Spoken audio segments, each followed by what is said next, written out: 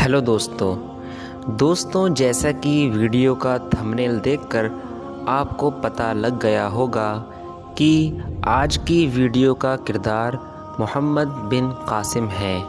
दोस्तों, मोहम्मद बिन कासिम वो शख्सियत है जिसने सिर्फ 17 या 18 साल की उम्र में सिंध पर हमला करके उसे जीता था और राजा दाहिर सेन नाम के राजा को शिकस्त दी थी। दोस्तों, मोहम्मद बिन कासिम की शख्सियत जितनी ज़्यादा मशहूर है उतनी ही ज़्यादा विवादित भी है, क्योंकि मोहम्मद बिन कासिम पर बहुत से इल्ज़ाम लगते आए हैं, जिनमें अय्याशी का और रेप का इल्ज़ाम बहुत बड़े इल्ज़ाम हैं। दोस्तों, आज की इस वीडियो में हम मोहम्मद बिन कासिम की ज़िंदगी के साथ साथ उन पर लगने वाले इल्ज़ामों की हकीकत भी आपके सामने रखेंगे। लेकिन वीडियो शुरू करने से पहले हमारी आपसे गुजारिश है कि अगर ये वीडियो आपको पसंद आए तो इसको अपने कॉन्टैक्ट्स में शेयर कीजिए, और अगर आप नए हैं तो चैनल को सब्सक्राइब कर लीजिए। चलिए वीडियो शुरू करते हैं। दोस्तों, मोहम्मद बिन कासिम का जन्म 696 ईस्वी में मक्का के पास में एक शहर है जिसका नाम ताइफ है, उसमें पैदा हुए, और इनका पूरा नाम मोहम्मद बिन कासिम यूसुफ सक़फ़ी था। दोस्तों, मोहम्मद बिन कासिम अपने बचपन से ही फ़न हर्ब ज़र्ब यानी कि जंगी लड़ाइयाँ और तलवारबाजी की तरफ बहुत माइल थे और इसमें काफ़ी इंटरेस्टेड थे। उन्होंने अपने 15 साल की उम्र में ही इराक़ का सबसे बड़ा मुकाबला जीता था, जिसमें उन्होंने उस वक्त के खलीफा वलीद बिन अब्दुल मलिक के भाई सुलेमान बिन अब्दुल मलिक को हराया भी था। दोस्तों, असल में जब इस्लाम अरब के बाहर फैलने लगा तो मुस्लिम बिजनेसमैन पूरी दुनिया में जाकर बिज़नेस करने लगे, जिनमें से बहुत से लोग हिंदुस्तान की तरफ भी आए और केरला में आकर बस गए। इसी वजह से हिंदुस्तान की पहली मस्जिद केरला में बनी हुई है। दोस्तों, उनके बसने की दूसरी वजह ये भी थी कि केरला समुंदर का इलाका था, तो वो लोग अरब सागर से आते और वहीं पर अपने माल की तिजारत करते और वापस चले जाते। उनमें से बहुत से लोग केरला में रहकर बसने लगे। जब हज का मौका आया तो वो लोग हज करने के लिए जब जाने लगे तो समुद्री रास्ते में बीच में सिंध भी पड़ता है, तो हाजियों के काफ़िले को सिंध के डाकुओं ने लूट लिया, जिस पर बूढ़े, बच्चे, औरतें सभी थे। उनमें एक लड़की जिसका नाम नाहिद था, उसने इस बात का ख़त मोहम्मद बिन कासिम के चचा, जो कि इराक़ के गवर्नर थे यानी कि हज्जाज बिन यूसुफ, उन्हें वो ख़त लिखा और उन्हें सूरत हाल से आगाह किया।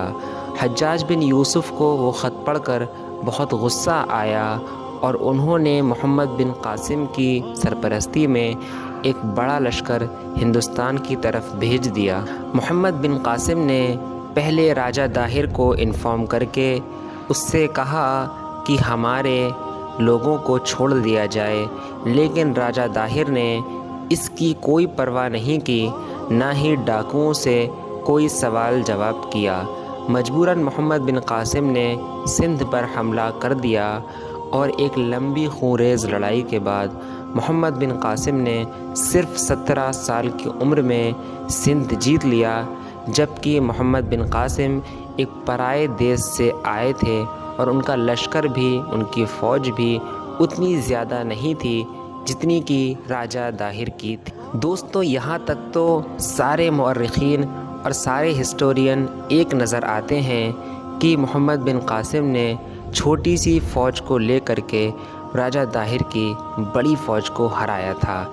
लेकिन आगे जाकर इल्ज़ाम का दौर शुरू होता है। मोहम्मद बिन कासिम पर लगने वाला पहला इल्ज़ाम ये है कि मोहम्मद बिन कासिम एक अय्याश किस्म का नौजवान था। دوستوں اس اعتراض کا سب سے بڑا جواب یہی ہے کہ محمد بن قاسم کی 15 سال کی عمر میں اپنے چچا یعنی حجاج بن یوسف کی لڑکی زبیدہ سے شادی ہوئی تھی، اور اس کے بعد اس کی پوری لائف میں یعنی کہ 19 سال کی لائف میں ایک بھی ایسی لڑکی کا ذکر نہیں ملتا جو محمد بن قاسم کی زندگی میں آئی ہو، جبکہ راجہ داہر کے محل میں ہر وقت 10 رانیاں ہوا کرتی تھیں۔ اور محمد بن قاسم پر لگنے والا دوسرا بڑا الزام یہ ہے کہ ان کی موت کیسے ہوئی۔ دوستوں بہت سے لوگ یہ کہتے ہیں کہ راجہ داہر کی بیٹی جس کا نام سوریہ دیوی تھا، اس کا محمد بن قاسم نے ریپ کیا تھا اور خلیفہ ولید بن عبد الملک کے پاس بھیج دیا تھا۔ خلیفہ ولید بن عبد الملک سوریہ دیوی کے حسن کو دیکھ کر اس پر عاشق ہو گیا اور سوریہ دیوی کو اپنی بیوی بنانے کی خواہش ظاہر کی، جس پر سوریہ دیوی نے خلیفہ ولید بن عبد الملک سے محمد بن قاسم کی شکایت کی اور اپنے اوپر ہوئی زیادتی کو بتایا، جس سے غصے میں آ کر خلیفہ ولید بن عبد الملک نے محمد بن قاسم کے سر کو قلم کروا دیا۔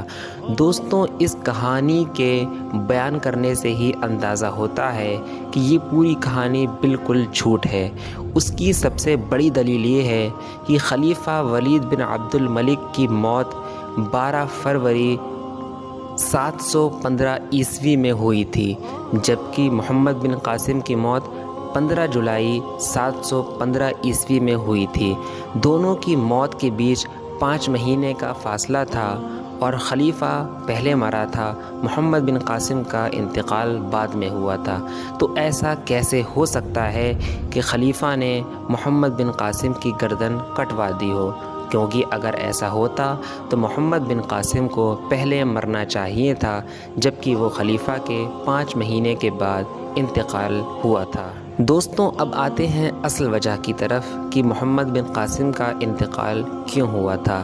جیسا کہ آپ کو میں نے بتایا کہ خلیفہ ولید بن عبد الملک کے انتقال کرنے کے 5 مہینے کے بعد محمد بن قاسم کا انتقال ہوا، تو خلیفہ ولید بن عبد الملک کے انتقال کرنے کے بعد اس کے بھائی سلیمان ولید بن عبد الملک کو بادشاہ بنایا گیا اور اس نے محمد بن قاسم کو اپنے پاس بلا لیا۔ وہ پہلے ہی روز سے محمد بن قاسم سے بہت حسد کیا کرتا تھا۔ اس کی بڑی وجہ یہ تھی کہ محمد بن قاسم اس سے زیادہ نوجوان اور اس سے زیادہ بہادر تھا، اور دوسری بڑی وجہ یہ تھی کہ وہ حجاج بن یوسف کی لڑکی زبیدہ سے پیار کیا کرتا تھا، لیکن حجاج بن یوسف نے اپنی لڑکی کی شادی محمد بن قاسم سے کرا دی۔ اسی وجہ سے اس نے پہلے محمد بن قاسم سے اس کے عہدے کو چھینا، پھر اس پر جھوٹے الزام لگا کر اسے جیل میں ڈال دیا، اور 7 مہینے کے بعد اس مرد مجاہد کا تڑپ تڑپ کر انتقال ہو گیا۔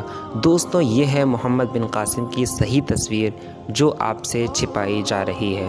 امید کرتے ہیں کہ یہ ویڈیو آپ کو پسند آئی ہوگی۔ اس کو اپنے کانٹیکٹس میں شیئر کیجئے اور ہم سے جڑے رہنے کے لیے چینل کو سبسکرائب کر لیجئے۔ چلیے پھر ملتے ہیں اگلی ویڈیو میں، جب تک کے لیے الوداع۔